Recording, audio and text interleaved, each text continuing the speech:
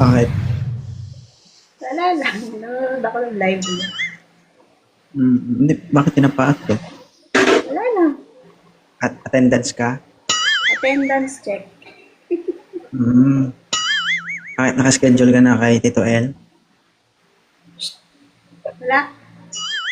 Wala, parang umiiwas ka na ngayon. Hindi ah. Nag-usap ba kayo after? Hmm. Buti naman nandito ka pa rin, no? Oo naman, lagi naman.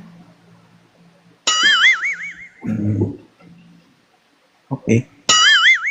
Guys, single to guys. Baka gusto nyo ligawan. Binenta. Pass. Ayaw mo talaga. Hindi natin mapilit guys, ayaw eh. Ano lang. Solid supporter mo lang ako.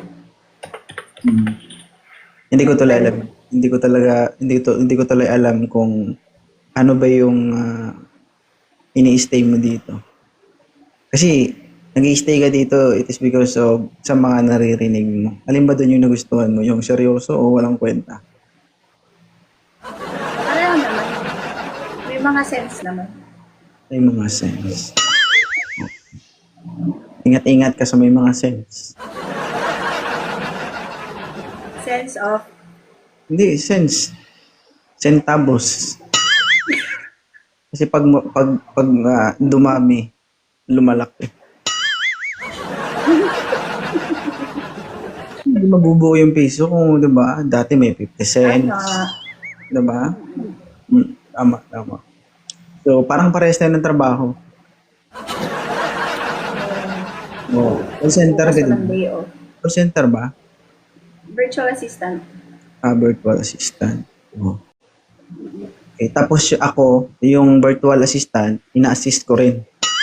Galing. VA ka rin pala. Huh? Diba? Lugi kayo sa akin kasi virtual assistant, ina-assist ko. Call center, ina-assist ko rin dito. Oo, tama. Okay lang yun para Yung gwardiya, masaya ginigising. lahat. OFW. Oo, ang daming gwardiya na uma-up sa'yo, diba? Ang OFW, binabasa ko. Okay. Kawawa na yung mga OFW natin. Atik. Pero masaya naman sila. Ikaw talaga eh, gusto ko maging masaya ka eh. Sa paanong paraan kaya? Dito sa live mo, masaya ako. Paano? Sa mga banat mo. Okay. Isa ka rin pala sa mga kumbaga, nag-aabang sa mga banat ko. Ang lakas ko sa sense of humor mo. Minsan nakakapagod din bumanat, no? Kasi wala ka nang naisip mo. Hindi, pangit kasi bumabanat ka tapos na-realize mo mag-isa ka na lang pala. Wala kang kasama. Marami kang supporters dito. Hindi ka naman naisip. Bumabanat ka tapos mag-isa ka, ano yun? Pulpug yun. Diba? Iba pala yung sinasabi mo. Aw. Diba nga? Sa totoo lang, mahirap mag-entertain. Mahirap makipag-usap sa sarili, diba? Kasi parang sarili ko lang kinakausap ko dito eh. Pero, the thing is, diba, at least nakukuha ko yung attention nyo. No? Tama. JP mo, busy ka. Tapos nandito ka pa. Break time ko. 4 minutes, pasok na ako. Okay. 11 kasi break ko eh. Buti nakakalabas ka, no? Ano nakakalabas? Minsan kahit matalino yung kausap ko, nagiging bobo yun. Nag-break ako ng 4. Bumalik ako ng 7. Tapos break ulit ng 11. Out ko 4 a.m. So, sa umaga tulog ka? Mga 10. Tapos 3:30 gising ako, ligo. Tapos duty ulit ng 4. Ligo lang? Ligo lang, kulang. Ano pa? Kain. Hindi ko makain na ako bago ako matulog. Akala ko kumakain ka muna bago maligo. Masama yun. Masama ba yan? Bad yun. Isa ka rin pala sa mga naniniwala sa mga pamahiin. Hindi pa mahiin yun. Huwag kang maliligo ng busog. Hmm. Bakit? Naluluto yung pagkain sa tiyan? Hindi matutunaw. Ah, hindi matutunaw. Nabibilog. May pressure sa loob ng tiyan? Dati akong doktor eh. Oh? Doktor Kwak-Kwak. Ah. Huwag mo sabihin kong doktor, magpapatuli ako sa'yo. Makunat na. Hindi ah. Lahat ngayon kayang gawa ng paraan ng doktor, di ba? Pero natuli naman ako. Pero kung doktor ka, sa'yo na talaga ako mapapatuli. Pero sa pangalawang pagkakataon. Iba gagamitin ko. Kasi napaka-brutal ang ginawa sa amin ng bata kami. Kasi yung mga ang kasabayan ko, doktor ang nagtuli sa kanila. Yung sa akin, palo-palo lang.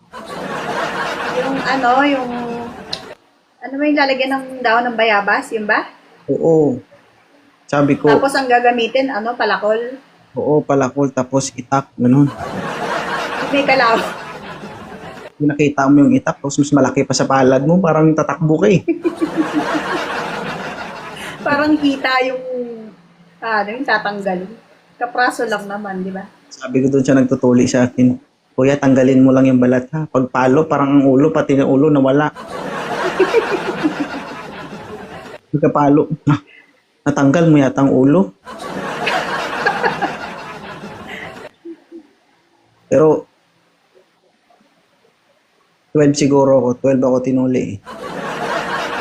Di ba usually 10? Ah?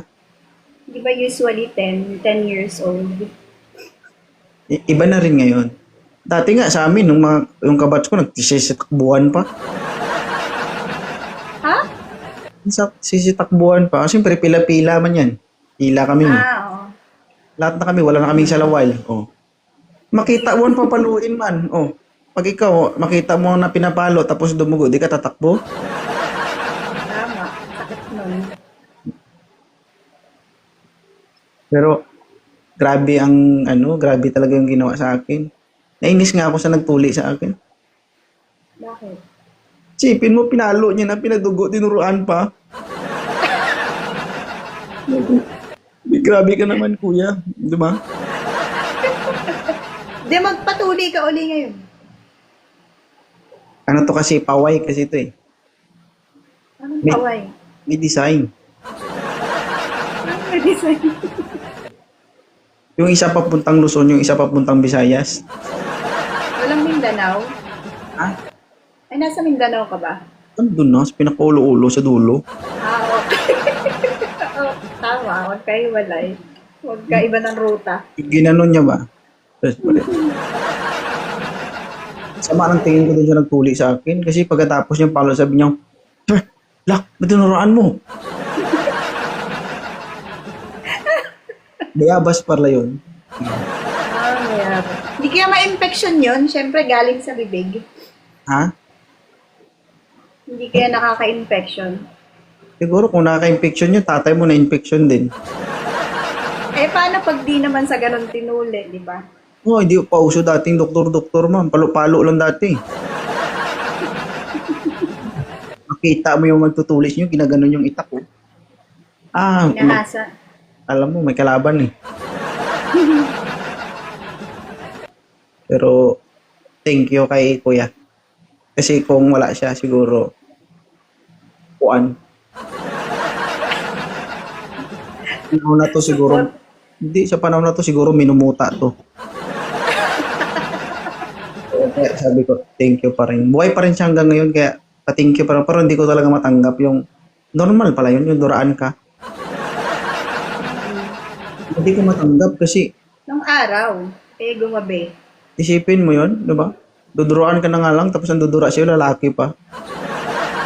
Dapat ba Babae, siyempre. Unacceptable. Ano yan? Di ba? Pero, sinampal niya ako. Normal yan to. Sabi niya, normal ba yan? Sorry ah. Inosente. Idol, papasok na ako. Sige, ingat Mag-apps ka na po, manonood ako. Ingat. Bye-bye.